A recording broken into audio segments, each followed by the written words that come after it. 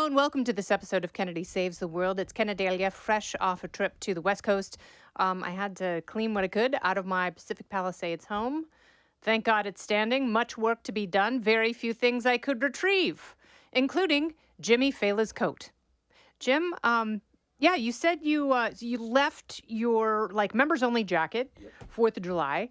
And I meant to go back and get it for you, and then the wildfires happened, and it was in the room where the door blew open, threw out the fire, so there's lead and ash all over that. You don't want it now. Can you imagine? I was like, how dare you? Your entire community was decimated in the fire. I don't have my jacket. You're dead to me. I'm taking it okay. Yeah.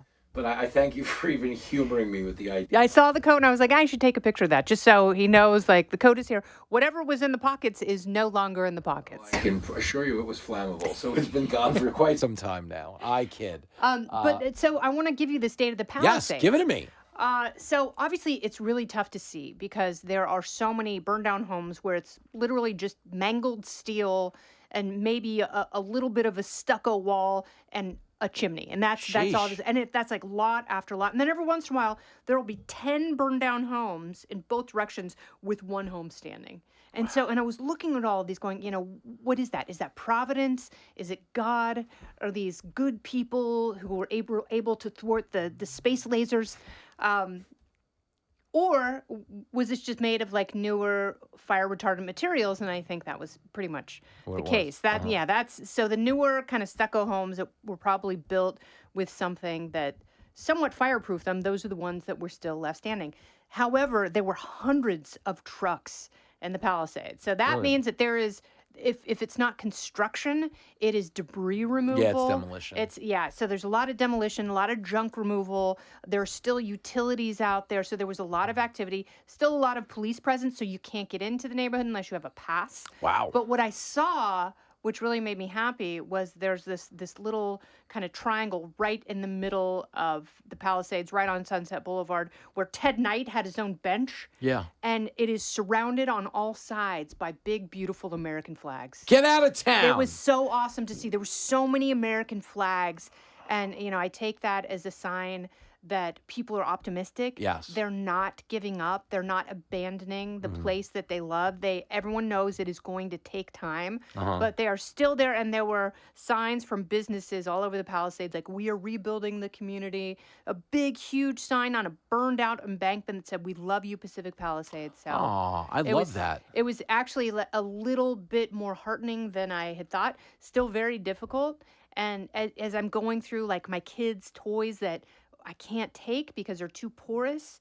It made me so sad to see them for the last time, but I was also very grateful that I was able to have that moment because most of my friends did not. Yeah. And that made me super sad, but I still want to encourage all of them to come back and rebuild. Yeah, 100%. You know what you just said, though, about the whole spirit of resilience thing.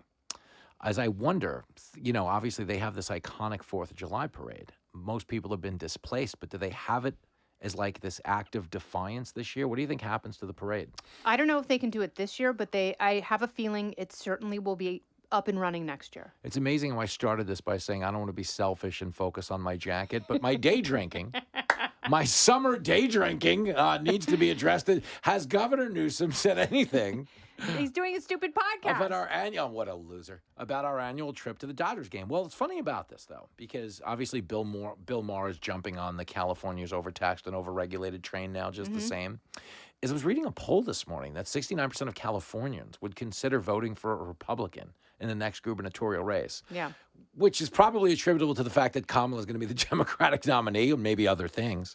But I'm starting to think, because a lot of the issues that affected California shouldn't be political issues. They should be common cause issues. And maybe it's not that people are kind of leaning right suddenly. I just think people are starting to tack towards the middle where they realize there is that common ground. So it's sad that a tragedy, possibly it took a tragedy for this to happen. But do you think maybe the compass is recalibrating in California? Yes, because hating the orange guy isn't enough. Yeah, it's not a plan for governance. And it hasn't helped their towns. I think people look at the Eaton fire and the Palisades fire, and everyone realizes this could happen in my town. Things that we thought really just happened on hillsides in Malibu in Northern California that are surrounded by dry brush. No, this happened in places where you always assumed that the government would be there to protect you, and they weren't, and Yeah. they didn't care to prepare before all of this happened. So I think a lot of people look around and go, maybe enough is enough, and maybe homelessness and poop puddles Yeah. are passe. That's funny. Yeah. Well, listen, I do, to her credit, okay, Karen Bass was preparing to go to Ghana. She had to pack, you know what I mean? She had to get multiple outfits. But no, I know. I It's had a infuriating. friend who, throughout lunch, and this is not a Republican, was chanting Karen Basshole the entire time throughout lunch. And didn't care who heard it. And I think she's a horrible person. And I Yep. love that they're like, you have to apply to have the Army Corps of Engineers clear out your lot by March 31st, or the city will assume you're not doing anything, consider it a nuisance, and we will start fining you. Like, what is even happening here? Yeah. Like, it's so. It's like, let the fire cool. I know. Like, let the jerk. It's so Yeah. funny. But it's true. And it's like, there's this thing going on in America where the person who pays the taxes and is like kind of the heart and soul of this country has been so taken for granted in the sense that, like, we'll just shut up and take it. And I think we're finally getting to this place where they're learning otherwise. And maybe it'll take a little bit longer someplace like LA where they're predominantly a little more liberal. But it's definitely happening everywhere else in the country. So I think it's inevitable that it comes there next. I honestly, I'm still optimistic about the country. Although if these judges get their way on everything that they're kind of blocking at the appellate court level, then I don't even think we should be having elections because the president isn't in charge. Yes, it's a really. We should just vote for judges. I mean, that's what they're doing in Wisconsin. I know. That's what I mean. So their state Supreme Court will determine the direction of the state. Don't go anywhere. More Kennedy Saves the World right after this. What I love is Bernie Sanders is on the Suck It Oligarchs tour. Yeah. And it's like he and Elizabeth Warren are de facto oligarchs. Like Yes. they enrich themselves to the tune of tens of millions of dollars while they were public servants who came into the Senate essentially broke with very low net worth. And now they have a lot of money. But the people who are spearheading their politics are billionaires. Yep. If you look at Meredith Bezos and George Soros and Alex Soros, like these are people with billions and billions of dollars who are very subversively taking advantage of the system that Elon Musk is trying to dismantle.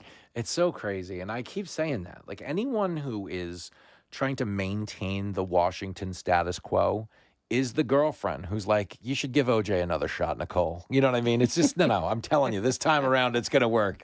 And we're like, no, it's not. It's not going to work. If we're $36 trillion in debt, if we take in the most money, we're $36 trillion in debt. As a country, we're doing MC Hammer stuff, like we said. We always make fun of these rappers or ball players. Like, he had so much money and he's broke. We're doing that. Yeah. Granted, we have more contracts coming in and we're not getting kicked out of the NFL anytime soon.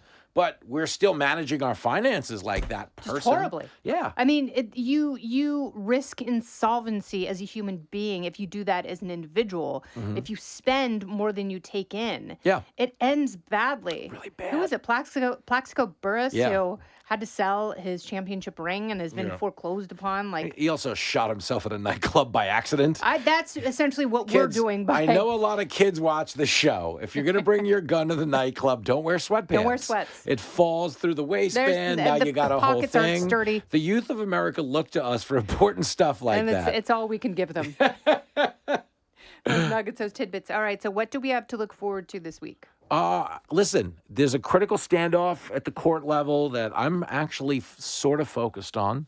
We're gearing up for a silly show on Fox News Saturday night. You're going to be on it. That matters. I can't wait. Big win for the American people. Speaking of California politics, I've been reliably informed that Steve Hilton is joining us. Stop it right now. Could you imagine? I would love for him to run for governor. I don't know if my pleas are enough, but I hope and pray. I exhort him to run for the highest office in California. Well, that's what I think. I think, I wasn't supposed to say this, but I would assume if you want to run for governor of California, you're going to want to announce that You're going to formally make the announcement on on our your show. show. Yeah, you're going to want to be on, Yeah. the guy who went to community college and majored in Nintendo. I mean, it's like the two people at Fox who get the biggest interviews, you and Brett Baer. So Special report and special ed. Sean Hannity, third place. Yeah, he can relax. Yeah. He knows where his bread is buttered. So silly. Oh, you are the margarine man. I adore it. All right, so we've got Fox News Saturday night on Friday. We're saving the world every other day between now and then. I'll be on Gutfeld all week, and we're going to Mohegan, Pennsylvania, April 19th. April 19th. Are there still meet and greet tickets available? Meet and greet tickets. You can get some tickets. So go to foxcrossamerica.com. That's where you want to go.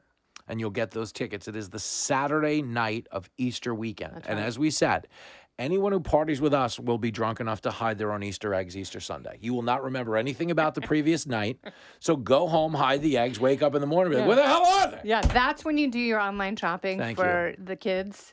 Right It's then like, and there. I'm going to buy my toddler a car. Why'd you get little Timmy a Hooters gift card? Oh, Hooters. That seemed like a good idea. All right, Jim, let's go conquer the week. Let's get them. This has been Kennedy Saves the World, along with Jimmy Fallon. I'm Kennedy.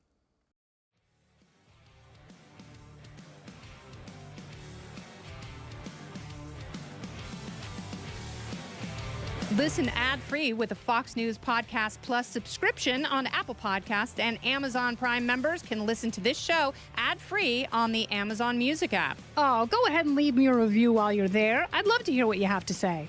You've been listening to Kennedy Saves the World on the Fox News Podcast Network.